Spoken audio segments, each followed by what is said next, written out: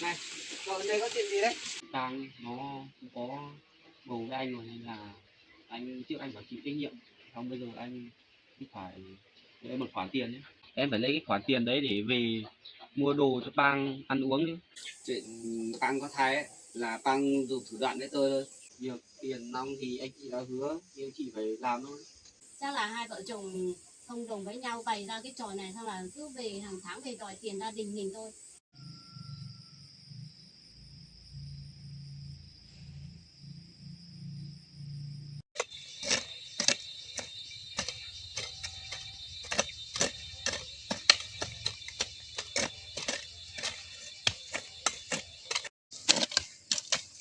Mùa này thiếu phân rồi em ạ. Chắc mấy đứa đi mua phân thì có từng gốc thấp rồi đấy.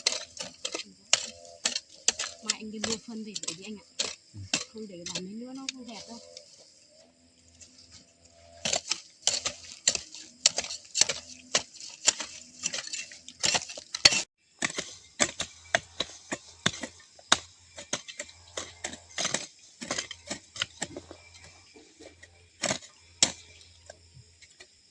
Để dép đấy. Cái này mình xào nương này nó khô mà cũng nóng lắm em ạ. Cái ngô này không đủ phân là nó không to thôi đấy. Đây nó còi lắm. Chắc tí về đi mua phân luôn đi. Để mai mình để đi. Còi lắm.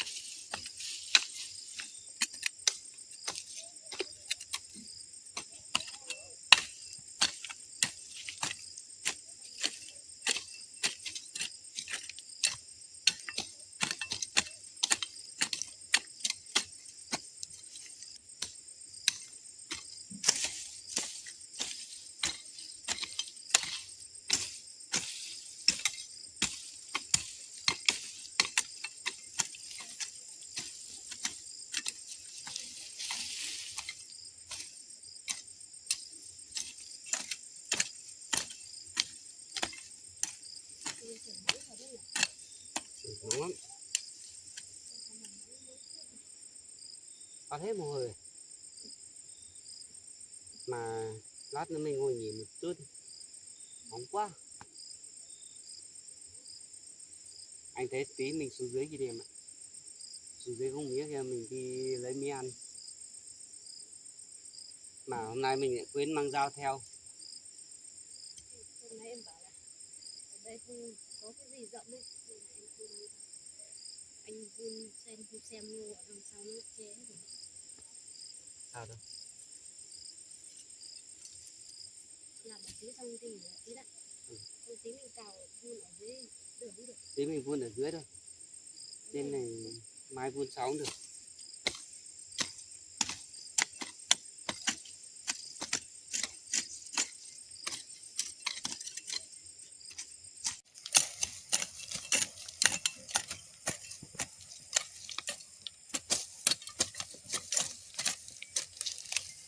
Em này nóng quá. Hay là đi nghỉ một tí đi. Anh không muốn làm nổi nóng quá đi. Trời. Thôi mình xuống dưới nghỉ đi, xong một tí xuống dưới làm dưới thôi.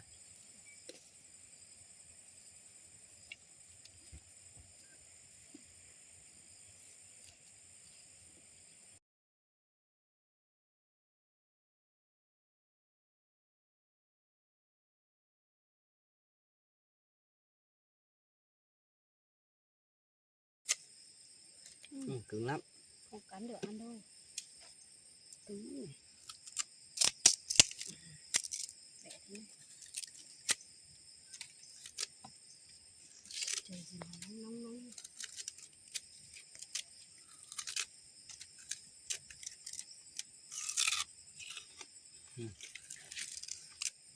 Ngọt thế. Vâng.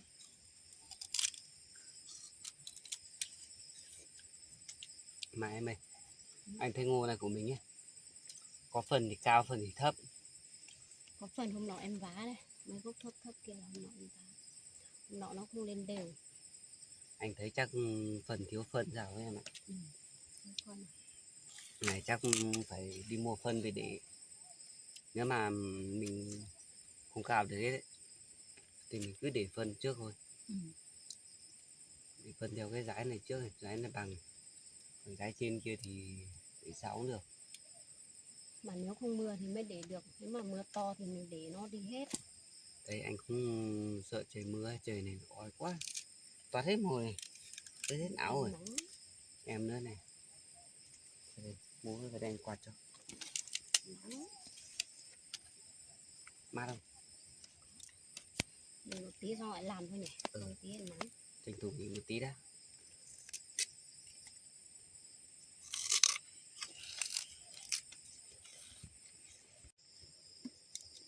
Mà em ạ, đợt đó mình trồng ở dưới ruộng cái chỗ mấy hai thửa ruộng gì kìa, sao mà nó không lên được? Thì hôm nọ mình trồng xong trời mưa suốt đây. Mà cỏ còn lên xanh hết rồi. Mấy nữa chắc là lại cào phát cỏ lại xong rồi lại trồng lại thôi nhỉ. Mà anh thấy cái cỏ kia nó lên ác thật đấy. Sau đợt nọ mình phun rồi mà nó không đấy. Mà mình trồng ngô lúc thời điểm đấy thì trời mưa nữa, chắc là nó bị ngập xong là nó bị thối ra rồi, thối hạt rồi. Này chắc phải mấy nữa nếu mà mình ngô này mà không lên đấy, hay là mình tạo luống lên để mình trồng dưa đi. Đấy cũng được. Anh thấy nếu mà tạo luống lên trồng dưa thì nó Trồng dưa nó thì có luống nó đỡ hơn. phải làm luống cao lên. Hôm nọ anh làm cái luống kia, cái rãnh thoát nước kia nó rãnh nó bé quá. Thì anh tưởng trời không mưa nên là mình làm vừa vừa thôi, ai ngờ trời mưa vì nó mới không mọc được. Nữa tạnh mưa xong làm trồng việc khác rồi. Trời mấy hôm nay nắng quá, chắc để mấy nữa làm trồng lượt khác thôi, chứ lượt này chắc không kịp rồi. Thì bây giờ ở đây nó cũng mọc lên nhiều rồi, đây cũng cao rồi, em thấy bây giờ cao lắm rồi đây. Mà anh thấy còn có cả sâu nữa này. Sâu á? Cái này phải cho phân luôn, không cho phân là nó còi. Có sâu về ăn này.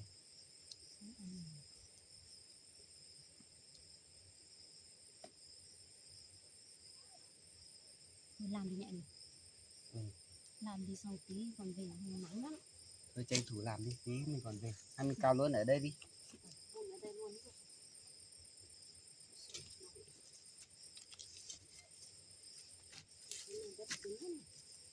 Đây, cuốc của em đây.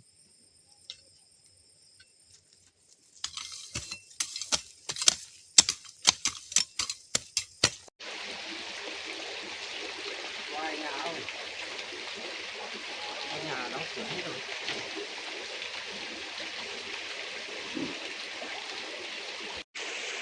Sao nhà này không có ở nhà nhỉ? Hay họ văng đây mà cửa đi khóa nữa. Chắc mình ở đứng đây đợi tí thôi. Giờ này cũng muộn lắm rồi, nắng này nữa.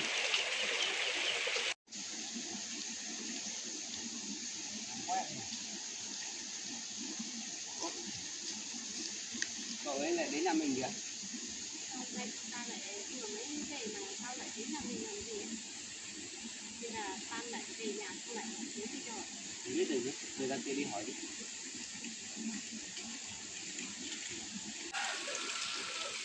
Này, cậu đến đây có chuyện gì đấy? Sao hôm nay cậu lại Em lên đến nhà đây tôi có đấy? chuyện muốn nói. Chuyện gì? Trời nắng quá không còn là nói rồi. Bây giờ Cậu đến đây lâu rồi à? đến lúc rồi. Thấy ai ở nhà thì về nhà đi.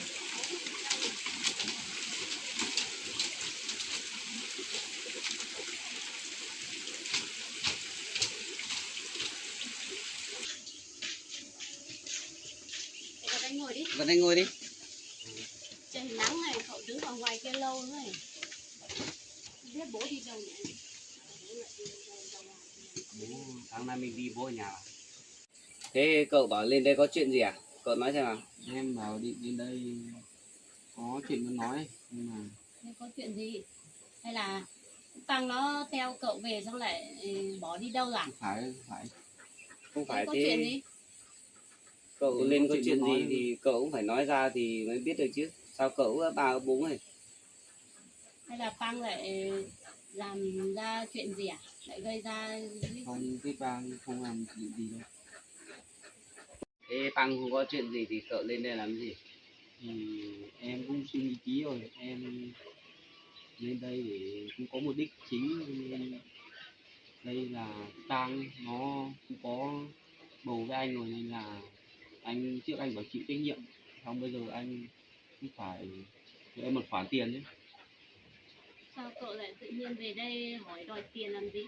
Có trách nhiệm thì có trách nhiệm với cái đứa con trong bụng của vợ cậu thôi chứ. Chứ bây giờ bảo đưa cho cậu tiền làm gì? Đứa bé đã được sinh ra đâu mà cậu về đây hỏi tiền. Thì giờ phải chuẩn bị tiền trước để cho đứa bé sinh ra chứ. khi nào khi nào sinh ra thì gia đình tôi mới chu cấp cho cậu chứ. Bây giờ tự dưng cậu bảo là lên đây hỏi tiền trong khi đứa bé đã sinh ra đâu, thì cậu lấy số tiền đấy thì để làm cái gì? Tí lấy về lại tiêu hết xong rồi mấy đứa lại về hỏi luôn. Bây giờ cậu về đây hỏi tiền thì chúng tôi không có tiền cho đâu, mà có tiền cũng không đưa cho cậu được đâu. Tại sao lại về đây hỏi tiền? Chu cấp cho đứa bé thì hàng tháng thì mấy đứa bé đấy sinh ra thì chúng tôi sẽ chu cấp hàng tháng cho đứa bé mà. Tôi tưởng là có chuyện gì quan trọng lắm, hóa ra là về đây hỏi tiền thôi. Thì anh cũng đã làm vợ em có bầu này rồi, thì giờ em lên đây để em lấy khoản tiền đấy để về mua sữa bồi bổ cho con chứ, xong là bồi bổ cho cả mẹ nữa. Thì khi nào Quang sinh ra ấy thì chúng tôi mới có thể chu cấp tiền cho cậu được, chứ bây giờ cái thai vẫn ở trong bụng đấy thì chúng tôi chưa chu cấp tiền cho cậu được đâu. Thì giờ cái thai trong bụng đấy thì em phải lấy cái khoản tiền đấy để về mua đồ cho Pang ăn uống chứ, không sao có sức khỏe để được con ra được. Sao cậu vô lý thế nhỉ? Sao tự nhiên về đây hỏi đòi tiền mà? Hay là cậu với vợ cậu từ trước thông đồng với nhau xong là lấy đứa con kia về để về đây đòi tiền ấy? Hay đấy là con của cậu? Hai vợ chồng thông đồng với nhau xong là lấy cớ về đây đòi tiền để lấy về tiêu phải không? Đâu làm gì phải thế, vợ em đi mấy năm rồi, xong là vợ em bảo là đấy là cái thai của anh này mà, làm gì phải em làm ra ấy. Đi mấy năm rồi mà. Đi mấy năm nhưng mà chúng tôi biết đâu được, biết đâu hai vợ chồng cậu thông đồng với nhau. Thì trước Pang ở đây ấy, thì lâu lâu cũng lại đi mấy ngày chúng tôi đâu biết được. Mà mấy hôm trước còn thấy cậu đáng thương, mà hôm nay tự nhiên về đây hỏi tiền. Tôi cảm thấy cậu cũng giống Pang thôi, hai con người giống nhau hết, chẳng có gì tốt đẹp hết. Tự nhiên về đây hỏi đòi tiền. Chuyện Pang có thai ấy, là Pang dùng thủ đoạn với tôi thôi, chứ tôi đâu có biết gì đâu. Bây giờ tự dưng cậu cứ lên đây đòi tiền là thế nào? Mà bây giờ anh với cái Tang làm ra cái đứa con này, giờ anh phải có trách nhiệm mà phải nói chứ. Chúng tôi cũng không phải là nói là không có trách nhiệm, nhưng mà đến khi nào mà đứa trẻ được sinh ra ấy, xong là đi làm xét nghiệm ADN xem nó như thế nào, chứ bây giờ chúng tôi chưa thể tin được đâu. Mà hôm nay cậu về nói như thế này tôi không tin được. Chắc gì cái đứa con trong bụng của Păng đã là con của chồng tôi. Trước kia chồng tôi thì bị cái Păng nó dùng thủ đoạn, dùng cái phương pháp điều khiển gì đấy khiến cho chồng tôi không biết gì, đi ở với Păng thôi, chứ chồng tôi có phải là tự nguyện đâu, chồng tôi có yêu gì Păng đâu. Tôi cứ tưởng là cậu ở với vợ cậu mấy năm rồi cậu cũng hiểu được bản chất của Păng, chứ bây giờ lại lên đây nói như thế này. Hay là hai vợ chồng cứ phối hợp với nhau, hoặc là lên đây đòi tiền gia đình tôi đấy, chứ tôi thấy nghi lắm đấy. Đấy, em cũng nghĩ như thế đấy. Em Sao nghĩ tự là dưng bây giờ bảo dẫn Pang về ở với em rồi mà bây giờ em lại quay lên hỏi tiền gia đình anh là thế nào? thì anh thử nghĩ xem, trước anh bị Păng dùng cái phương pháp điều khiển ấy, anh có biết cái gì đâu, làm sao mà khiến cho cô ấy mang thai được. Chắc là hai vợ chồng thông đồng với nhau bày ra cái trò này, xong là cứ về hàng tháng về đòi tiền gia đình mình thôi. Bây giờ dù cậu nói gì thì chúng tôi cũng không đưa tiền cho cậu đâu. Không biết đâu. Trước anh chị bảo là cái Pang nó có thai là anh chị có trách nhiệm cho tiền cho cái Pang mà. Xong bây giờ cái Pang gần sinh rồi, không có tiền để cho em bé, cho Pang nữa. Gần sinh cái gì, bây giờ có được mấy tháng à, còn lâu mới sinh. Mà đến lúc nào tăng mà sinh thì chúng tôi sẽ vẫn chu cấp tiền hàng tháng cho đứa trẻ đấy mà, có phải là chúng tôi không có trách nhiệm đâu. Nhưng mà chúng tôi bây giờ cậu nói như thế này chúng tôi cảm thấy nghi ngờ lắm. Nghi ngờ gì? Cái Nghi Pang ngờ đi 2-3 năm rồi, làm gì tôi có bầu với nói được. thì chúng tôi cũng đâu biết được, tăng về ở đây lâu lâu lại đi ra ngoài chúng tôi biết gì. Hai vợ chồng cậu thông đồng với nhau về để đòi tiền thì chúng tôi làm sao mà biết. Tăng đi ra ngoài chúng tôi có phải đi theo cô ấy đâu mà biết cô ấy đi gặp ai, có khi lại về ở với cậu xong là có con về đây để đòi tiền. Chắc là cậu với Pang thông đồng với nhau đúng không? Sao tự dưng bây giờ đang yên đang lành lại lên đây hỏi tiền thế nào? Cậu bảo là cậu đưa Pang về cùng nhau chăm sóc, xây dựng hạnh phúc gia đình mà. Sao bây giờ lại thành quay về đòi tiền gia đình anh rồi? Giờ bọn em đang không có tiền để cho cái đứa bé, nên là mới nhớ đến bọn anh để lên đòi tiền ấy. Đứa bé cái gì nó ở trong bụng thì có cái gì mà phải dùng đến tiền nhiều thế. Hai vợ chồng lười chắc là về lại không chịu làm ăn, không có tiền, hoặc là về đây đòi tiền chúng tôi để lấy về dùng về tiêu Lấy tiền thì còn đưa vợ đi ăn mấy cái đồ ăn để bồi bổ chứ. Thì số tiền đấy thì cậu tự kiếm đi chứ, sao cậu lấy đưa vợ đi ăn đi uống thì lại đến là tìm tiền gia đình tôi được. Chúng tôi bảo là chúng tôi chỉ chu cấp cho con thôi chứ không chu cấp cho mẹ đâu. Chu cấp cho con thì phải chu cấp cho cả mẹ chứ mới để được ra đứa con ấy chứ. Trước bọn anh đã hứa thế mà, giờ bọn anh lại thất hứa à? Có phải là hứa bảo là sẽ chu cấp cho cả mẹ đâu. Chúng tôi chỉ bảo là đến khi nào em bé được sinh ra thì chúng tôi mỗi tháng sẽ chu cấp tiền cho đứa trẻ đấy thôi, có phải là chu cấp cho cả mẹ đâu. Bây giờ cậu tính cả cậu nữa vào đấy để mà chờ gia đình tôi cho tiền cậu đấy à? Làm sao mà chúng tôi đưa tiền cho cậu được?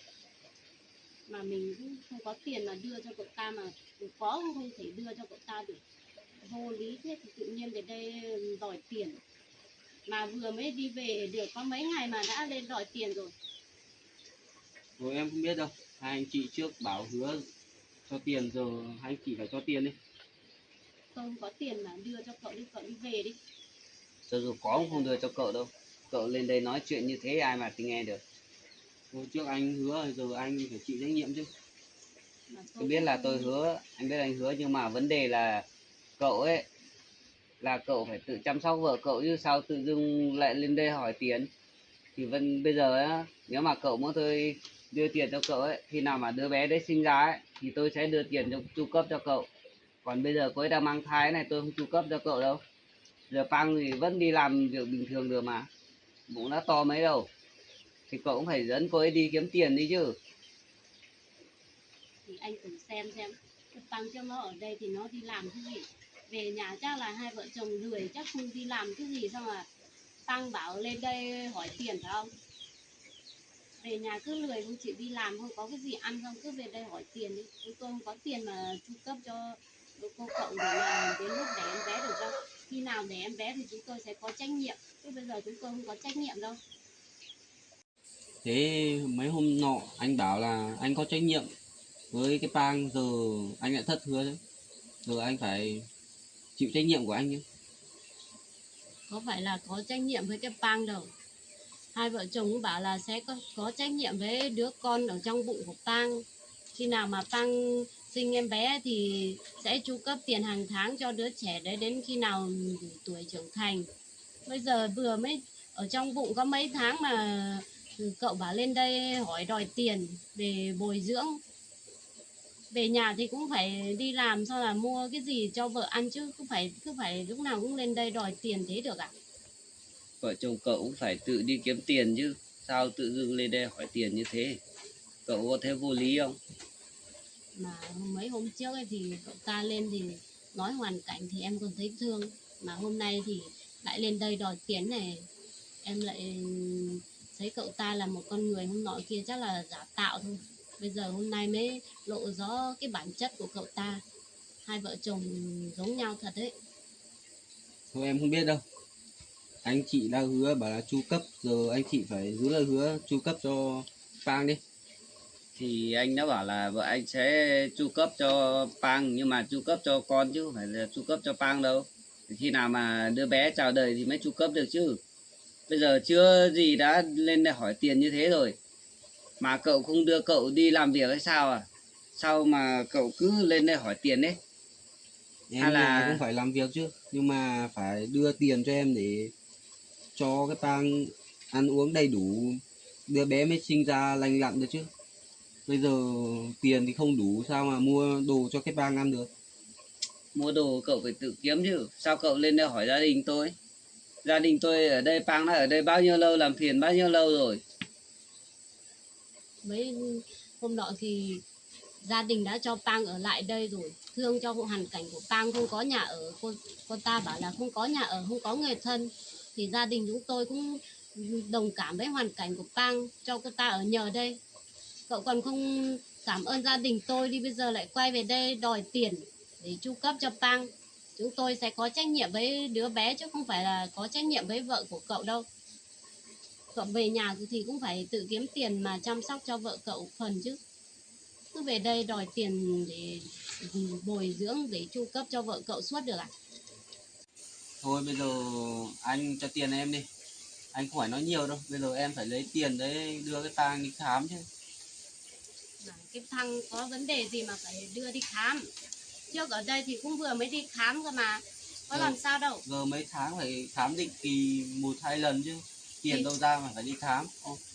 thì Cậu vừa tháng trước vừa mới đi khám, bây giờ tầm 1-2 tháng nữa mới phải đi khám thôi, mà cậu vừa mới đưa Pang về được có mấy ngày, bây giờ lại quay về đây bảo lấy tiền đi khám. giờ lấy tiền đi tích trước, mai sau còn đi khám chứ. Thôi thôi, cậu không cần phải nói như thế đâu, hai vợ chồng tôi không tin được rồi. Làm sao mà cậu đến đây hỏi tiền mà đem đi khám thế? Cậu không có lý do gì khác à? Mà đi khám nhá, đi khám thì có thẻ bảo hiểm thì không mất cái gì tiền, không cần phải dùng đến tiền đâu nhá. Đi Nhưng kiểm mà tra một đi tí khám đi đường xa, mất tiền, nhiều tiền để đi chứ. thì cậu cũng phải tự lo phần chứ. Bây giờ thì chúng tôi phải chu cấp cho đứa trẻ rồi mà phải chu cấp cho cả mẹ à? Mấy nữa đẻ ra thì chúng tôi sẽ có trách nhiệm chứ, bây giờ cậu đừng lên đây nói mấy cái lời vô lý đấy nữa. Thôi cậu lên đây nói chuyện nghe không được đâu, thôi tốt nhất cậu đi về đi. Thôi, giờ anh cho tiền em về được chứ. Tôi không có tiền để mà đưa cho cậu đâu. Cậu lên đây cậu nói như thế, cậu xem cậu có nghe được không? Tự dưng lên đây lại đòi tiền gia đình chúng tôi là thế nào? Anh cứ cho tiền đi, xong em về. Có tiền để cho cậu đâu. Không có tiền đâu. Mà cậu về cậu cũng thấy đấy, hoàn cảnh gia đình tôi cũng phải là khá giả gì đâu mà phải có cái gì tiền để mà cho. Bây giờ em cũng đi đường xa đến đây rồi, em nãy đi còn phải thuê xe mất 200.000 nữa, xong giờ tí còn phải thuê xe về nữa. Bây giờ anh chị cho em tiền về tí em về sớm chứ. Thì cậu lên đây là việc của cậu chứ, làm sao mà chúng tôi đưa tiền cho cậu được. Bây giờ chẳng nhẽ cậu lên đây mất tiền thuê xe lên đây, xong là cậu bảo chúng tôi còn cho cả tiền cậu, tiền xe cậu đi về á? Chúng tôi không có cái trách nhiệm đấy đâu. Nhưng mà em mất công đi đường vất vả đến đây để đòi tiền cho cái Pang làm ăn, là đòi tiền cho cái Pang để đấy chứ, để cho con ăn chứ. Bây giờ anh chị phải có trách nhiệm để lấy cái tiền đấy cho em mang về, em chỉ biết thế thôi. Chúng tôi không đưa tiền cho cậu đâu. Lúc nào mà em bé sinh ra thì chúng tôi mới chu cấp tiền cho. Chứ bây giờ còn ở trong bụng thì chúng tôi không đưa bất kỳ khoản tiền nào cho cậu đâu. Mà tôi nghe cậu nói hình như cậu đến đòi tiền để mà chúng tôi không có trách nhiệm để mà chu cấp cho cả cậu nữa đâu. Tôi chỉ chu cấp cho đứa bé thôi. Chứ hai vợ chồng cậu cũng phải tự đi kiếm ăn chứ, kiếm làm ăn chứ, kiếm tiền chứ. Giờ anh chị không cho em tiền thì em ở đây thôi. Nào anh chị có đủ cho tiền cho em thì em về. Cậu cho dù cậu ở đây á, chúng tôi cũng không cho tiền cậu đâu. Dù có ở đây bao nhiêu ngày thì chúng tôi cũng không có tiền cho đâu.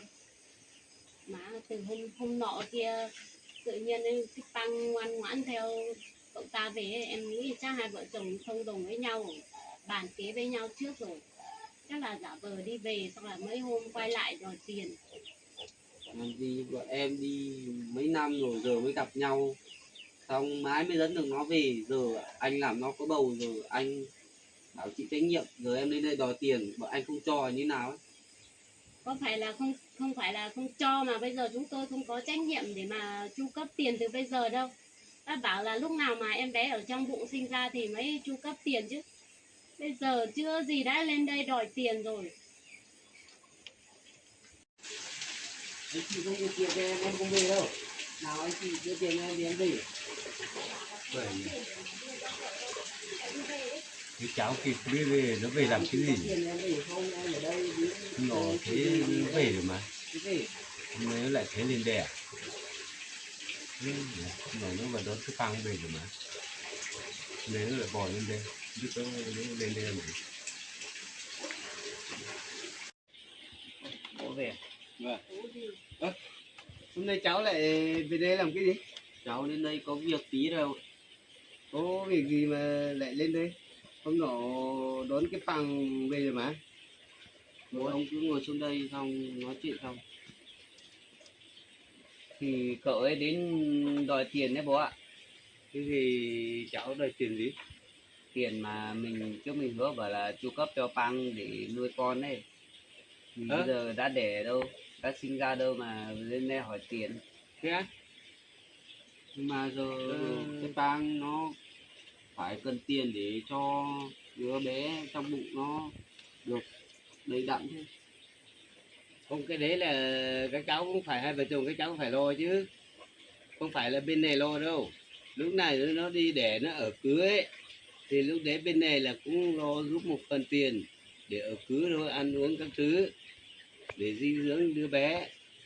Còn bây giờ thế là đấy nó còn ở trong bụng thế này còn mấy tháng này thì các cháu hai vợ chồng cũng phải tự lo chứ, làm gì đến bên này lo, làm gì lo được hết. Cháu không biết đâu, cháu chỉ cần lấy tiền về thôi. Hồi nãy cứ về đây đòi tiền ấy, con bảo đi về, tao có về đâu. Mà con đang nghĩ là chắc là hai vợ chồng thông đồng nhau cho là bày ra cái trò này ấy. Con nghĩ là cái thai ở trong bụng Tăng kia chắc gì đã phải là con của chồng con đâu.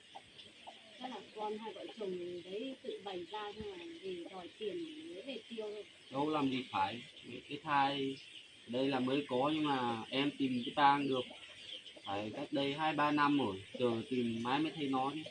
Thì chúng tôi có biết cậu đâu, cậu ở đâu về chúng tôi có biết đâu hai vợ chồng thông đồng với nhau thì chúng tôi làm gì biết. Chứ cái Tăng nó ở đây nó có ở yên đâu, lâu lâu mấy ngày lại đi, mấy ngày lại đi mà.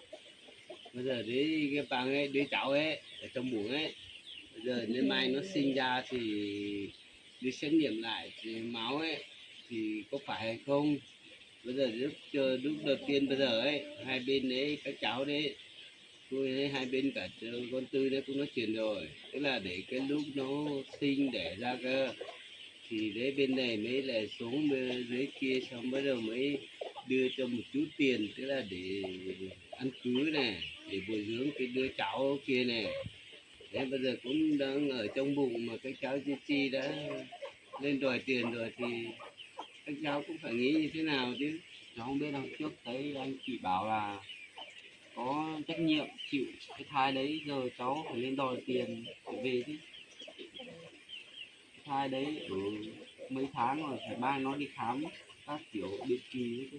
Đi khám thì đi khám mà trước ở đây vừa mới đi khám thôi, chưa đến ngày đi khám đâu, cậu đừng có mà nói đùa với tôi. Vừa mới đi khám được có mấy ngày xong cậu về dẫn về đây. Thôi cháu ạ, cái này là không cần khám nhiều đâu, thai nó tốt là không cần khám nhiều đâu, đến nhiệm kỳ thì mới đi khám thôi, đi khám thì nó tốn tiền lắm. Xong thứ hai là đấy hai vợ chồng cháu còn trẻ nữa là cũng phải đi kiếm tiền đi để mà hạnh phúc gia đình để đứa cái đứa thai này. Đấy. Bây giờ cứ vào đòi bên này nhiều thì bên này cũng chả có tiền đâu, nhưng mà không biết là có phải thai của đứa con Tư không hay là không phải, hay là thai người khác cũng không biết được. Đợi đến lúc sinh ra ấy, thì làm xét nghiệm đã, thì chúng tôi nếu mà con của chồng tôi ấy, thì chúng tôi sẽ chu cấp tiền hàng tháng cho, nếu mà không phải thì chúng tôi không có trách nhiệm mà phải chu cấp tiền đâu. Trước bảo cái thai đấy là của anh này, xong cái bác cũng nói thế, giờ phải mang tiền để cho em về chứ. Thì cái tăng nó nói thế chứ, lúc đấy thì cái tăng nó dùng thủ đoạn, nó dùng cái phương pháp gì ấy thì khiến cho chúng tôi có biết cái gì đâu mà lại khiến cho cô ta mang thai được, tôi không tin chuyện này đâu. Bây giờ Tôi không cậu biết đâu, nên nói lại giờ tôi cái càng thai không có rồi, anh chị phải làm cách nào để lấy tiền cho em chứ, không giờ có cũng tiền muộn đâu, rồi. cậu đi về đi. Bây giờ đây các bác cũng ở đây đấy, mấy đứa con cũng thời gian này đi làm việc suốt rồi cũng không có tiền nữa. Tự nhiên là cháu về cháu bảo cái tăng đấy, tức là tôi là để cái lúc đi đẻ đấy, cứ ấy thì cái lúc đấy là bên này mới đi xuống nó mới giúp được ít nào hay ít đấy thôi. Thì sao nếu nó đẻ ra xét nghiệm đấy đúng là con bên này thì cái hai vợ chồng cháu nó không nuôi được thì sang bên này cho bên này nuôi cho cũng được. Đấy, nuôi là nó lớn lên là nó thích ở bên nào thì nó đi sang bên đấy. Đấy. Bây giờ là đấy trước cũng nói rồi, tức là đứa cháu hai vợ chồng cháu đã đưa nhau về rồi, các cháu là cũng phải hai vợ chồng cũng phải rủ nhau làm ăn thôi, là không phải là đấy. Còn cái đứa bé đấy là ở trong bụng ấy, trước cũng nói rồi, lúc nào nếu đi ở cứ sinh ra đấy thì bên này là chúng tôi chịu trách nhiệm, các bác chịu trách nhiệm, tức là cả bên hai đứa con bên này nữa là hai vợ chồng cũng chịu trách nhiệm là hộ nuôi. Nhưng mà bây giờ đấy là cháu cũng phải đi tìm tiền các thứ, hai vợ chồng cũng phải đi tìm tiền mà để mà ăn để mà sinh sống chứ, lúc nào cũng là sang bên này là tìm tiền, bên này là bên này lấy đâu ra cung cấp được cả hai vợ chồng cháu. Thôi cháu không biết đâu, thấy gia đình anh chị bảo sẽ hứa cung cấp tiền cho con cháu, giờ chẳng thấy đâu tiền nào đâu, cháu đợi tiền thì cháu mới về, không cháu cứ ở đây thôi. Thôi cháu ạ, tốt nhất là tí là cháu đi về đi, tức là đấy ở bên này tức là hứa là cái lúc nó sinh ra cái đứa bé cơ thì bên này thì mới cung cấp tiền cho để nuôi đứa bé thôi. Đấy, để dinh dưỡng cho đứa bé cho nó khỏe mạnh thôi, không phải là đến bây giờ là đi nuôi cả hai vợ chồng, đưa tiền đi nuôi cả hai vợ chồng cháu là không được đâu. Bây giờ làm gì mà có hứa như thế, nhưng hứa nó cũng mà phải hứa đúng rồi, bên này là hứa đúng rồi. nhưng mà cái số tiền đấy cháu mang về phải cho vợ cháu muốn ăn cái gì, hoa quả thì cháu cũng phải mua cho vợ cháu chứ, để cho đứa bé nó được sinh ra khỏe mạnh chứ, vợ cháu ăn đầy đủ mới có đẻ ra được cái đứa bé đấy. Thế thì cháu cũng phải, hai vợ chồng cháu cũng phải đi kiếm tiền chứ, đi làm thuê này, đi làm công trình cái nọ thế kia này, hay là đi nhặt các thứ rau này, măng này ở trên rừng đi bán thì mới có tiền mà để mà ăn, để mà bồi dưỡng chứ. cứ nhìn bên này tức là lấy đâu ra tiền mà bồi dưỡng cho từ bao giờ trở đi. 9 tháng 10 ngày nó mới đẻ cơ mà bây giờ đã nuôi từ bao giờ đi, nuôi bụng mẹ nó từ bao giờ đi chứ làm gì nuôi được. Phải chờ cái lúc nó sắp đẻ là nó đẻ đấy thì mới nuôi được chứ. Cháu lên đây lâu lâu mới lên lấy tiền để bù đắp vào cây số cho mẹ cái tang ấy chứ. Bây giờ bác làm cách nào cho hai anh chị này lấy số tiền đấy về cho cháu. Bù đắp nó cũng thế thôi cháu ạ. Vì cũng tại cái phăng thôi, nó bám quá là đấy, con của bác bên này nó mới về sau nó mới xảy ra cái việc này thôi. Không thì nó cái phăng nó không bám quá thì nó cũng không có cái chuyện này xảy ra đâu. Đấy là lỗi của các bang chứ, còn việc tiền nong thì anh chị đã hứa thì anh chị phải làm thôi, chịu trách nhiệm với số tiền đấy anh chị. Thì đã hứa bảo là chu cấp hàng tháng thì vẫn cho, nhưng mà đến lúc nào đứa trẻ được sinh ra chứ, bây giờ còn ở trong bụng thì chúng tôi không chu cấp tiền cho đâu. Thôi cậu không phải nói nhiều nữa, cậu đi về đi, chứ cậu ở đây nói nữa gia đình tôi cũng không chu cấp tiền cho cậu đâu. Chúng tôi hứa là hứa chu cấp cho đứa con chứ có phải chu cấp cho cả cậu với lại Pang đâu. Bây giờ đã sinh ra rồi, bây giờ cậu bảo chúng tôi lấy tiền ra chu cấp cho cậu thì từ giờ đến lúc sinh ra thì chúng tôi lấy ra tiền nhiều thế mà chu cấp cho vợ chồng cậu. Thì bây giờ vợ chồng cậu cũng phải tự đi làm ăn đi chứ, làm sao mà gia đình chúng tôi mà lo cho vợ chồng cậu được. Tốt nhất là đi về đi, bây giờ cậu đừng ở đây nói nhiều thì chúng tôi cũng không đưa tiền cho cậu đâu. Thì bây giờ anh chị đưa tiền em mới về chứ, nào anh chị đưa tiền em mới về. Không có tiền mà đưa cho cậu đâu. Không Nói từ nãy đến nói giờ từ này. rồi mà cậu vẫn không hiểu à, không biết à? Thôi tốt nhất cậu đi về đi, không ai không có tiền để mà cho cậu đâu. Không được đâu, Tự dưng lên đây giờ, hỏi tiền thế ai mà cho tiền cậu được. bây giờ em có tiền em mới về, không em cứ ở đây ấy. Nào anh chị đưa tiền em mới về đấy, mất công đường xa đến đây cơ mà, giờ anh chị phải cho cả tiền em về nữa chứ. Ai tự dưng cậu đến đây hỏi như thế ai mà cho cậu được. Cậu mất công đi việc của cậu chứ, cậu không lo ở nhà làm ăn đi, cậu lên đây làm gì. Không có tiền thì lên đây hỏi. Tôi có phải là nhà giàu lắm đâu, có tiền nhiều lắm đâu. Dù mà có tiền thì cũng không có trách nhiệm phải cho như thế đâu. Cậu đi về đi. Tôi không có trách nhiệm đưa tiền cho cậu đâu, tôi chỉ có trách nhiệm để đưa tiền cho đứa bé đấy thôi, mà đứa bé đấy chưa chào đời chúng tôi, gia đình tôi cũng không cung cấp tiền cho đâu. Cháu ạ, bây giờ cháu ở đây cũng thế đâu, cũng không có tiền đâu, mà tốt nhất là cháu đi về đi cháu ạ. Bây giờ cháu ở đây mẹ phải kiếm được tiền về thì cháu mới về chứ, không thì sao cháu đủ tiền về. Giờ cháu ở đây nào có tiền thì cháu về, không cháu cứ ở đây thôi. Cháu ở đây cũng thế thôi, mấy ngày hàng tuần cũng thế thôi, cũng không có tiền cũng không cho cháu được. Đúng đấy, em ở đây cho dù em ở đây bao lâu thì ở gia đình cũng không cho tiền cho em để đi về đâu. Chứ em nghĩ xem, đứa bé còn chưa sinh ra mà em đã về đây hỏi tiền gia đình như thế rồi thì sao mà nghe được. Thôi tốt nhất là em đi về đi, không ai cho tiền cho em đâu. Không về ở đây ấy, thì tối cũng không cho cậu ta ngủ ở đây đâu bố ạ. Vâng, đây cũng không có chỗ ngủ đâu mà. Cho cậu ta ra ngoài đường ngủ đâu thì ngủ đợi thôi. Thế bây giờ Thế mình nào cũng không đây cho cũng tiền, không có mà chỗ nhà ngủ. cũng không cho ngủ ở trong nhà đâu. Cậu mà thích ở đây ấy, thì tối muốn ngủ đâu thì ngủ. Chứ trong nhà nhất quyết là không cho ngủ trong nhà đâu. Nói Cậu từ tôi nãy nhất cậu giờ đi rồi. về đi. Không về kệ bố, thích ngủ ngoài đường thì ngủ. Sao hai vợ chồng này có tính gì, bây giờ chắc là không kiếm được tiền hai vợ chồng này, chắc bây giờ mình phải đi về thôi, mai mình lên tiếp nữa được. Thế bây giờ cậu xem thế nào, cậu ở đây hay là cậu đi về, chứ ở đây chúng tôi không có chỗ cho cậu ngủ đâu, với lại chúng tôi không cho tiền cậu đâu. Thôi giờ chắc cũng nhớ mấy cái chuyến xe rồi, còn đúng chuyến cuối thôi, chắc cô em cũng xin phép về rồi. Vâng, thế thì cậu cứ suy nghĩ đi, về đi. Sắp muộn giờ nữa rồi thôi. Vâng, thế Cháu thì cháu về đây. đi về nhá. Cứ Về về đi. đây hỏi tiền. Không đi nhanh là không kịp đâu đấy. thôi cậu đi về đi. Sao tự dưng cậu đấy lên hỏi tiền như thế được? hỏi cái cháu đấy rồi hay nó tại cái bạn nó bảo nó lên đi tiền. Đây con cũng nghĩ như thế đây. Con Lên nghĩ hỏi là tiền nó cũng không đúng đấy chứ. thế. Đây bố ạ, lúc nãy cậu đấy cứ về đây hỏi tiền như thế thôi.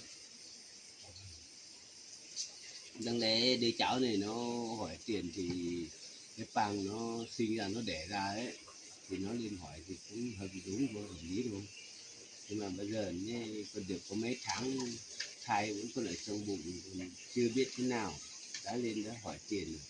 Làm gì mà có tiền nó nuôi từ đây đến lúc đấy nó đẻ này, xong nó đẻ xong lại phải nuôi tiếp này thì là không có tiền nuôi như thế rồi nó hỏi thì hỏi nó không cho đâu. Còn Cứ kệ thôi bố ạ, bây giờ mình cũng không có tiền để cho cậu ấy đâu. Dù cậu ấy hỏi nữa con cũng không cho đâu. Bố lúc đầu cũng đã bảo rồi, khi nào mà đứa trẻ được sinh ra ấy thì mình mới có trách nhiệm mình nuôi để đủ điều kiện đến lúc 18 tuổi thôi chứ. Bây giờ làm sao mà mình có trách nhiệm mình nuôi được. Mà em nghĩ là sợ hai vợ chồng ở nhà đã thông đồng bàn với nhau rồi, xong mới bảo ông chồng về đây đòi tiền như thế. Mà em nghĩ chồng của cái Tăng thì chắc cũng không phải là tốt đẹp gì đâu. Nhưng mà một người chồng tốt biết suy nghĩ thì làm gì mà dám lên nhà mình mà hỏi tiền thế này. Nhưng mà đến lúc sinh ra thì hỏi thì mình cho là đúng, bây giờ về hỏi mình có tiền mình cũng không cho, biết nó lấy về nó làm nhằm mục đích gì, thì nó nếu lên mà tiêu thì chắc sao. là hai vợ chồng nó cũng không chịu đi làm được Chắc cho thế nên nó rồi. không có tiền nó mới lên trên để hỏi thôi.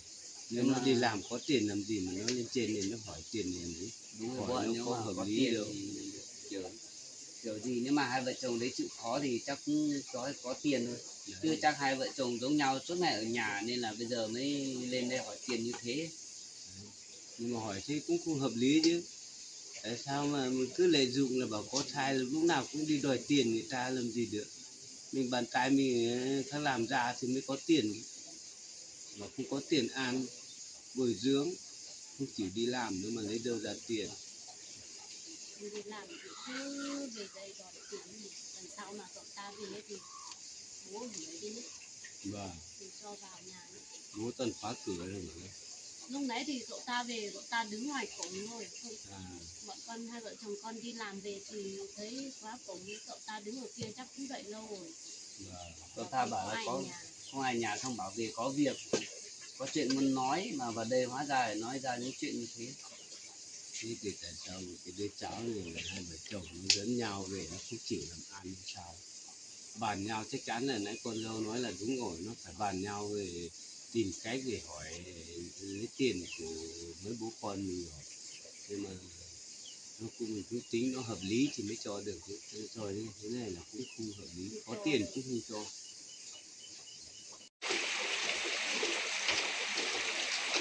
Đúng là hai vợ chồng này khó tính thật, mình lên đây xin tí tiền nó không được, cay thật đấy. Còn mất công đường xa mình lên đây, giờ phải về sớm nữa chứ, mai mình lên tiếp, hôm nay không xin được cái gì. Thôi bố ạ, nếu mà mai cậu ấy còn lên ấy thì gia đình mình cũng cho cậu ấy vào nhà nữa, không là lên đây hỏi tiền thì mình cũng không cho đâu.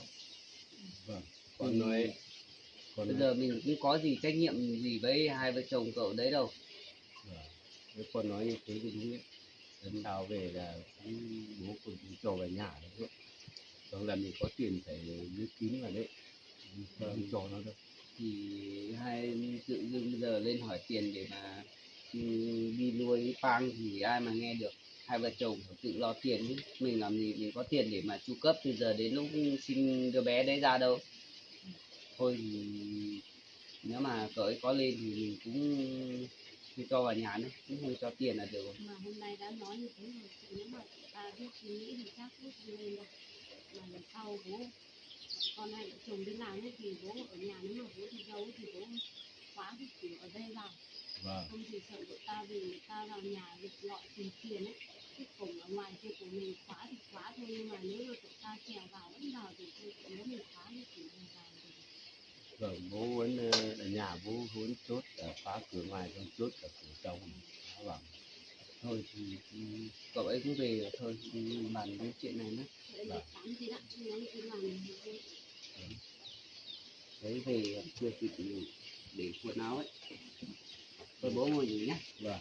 Con đi tắm rửa đấy. Con đi tắm rửa.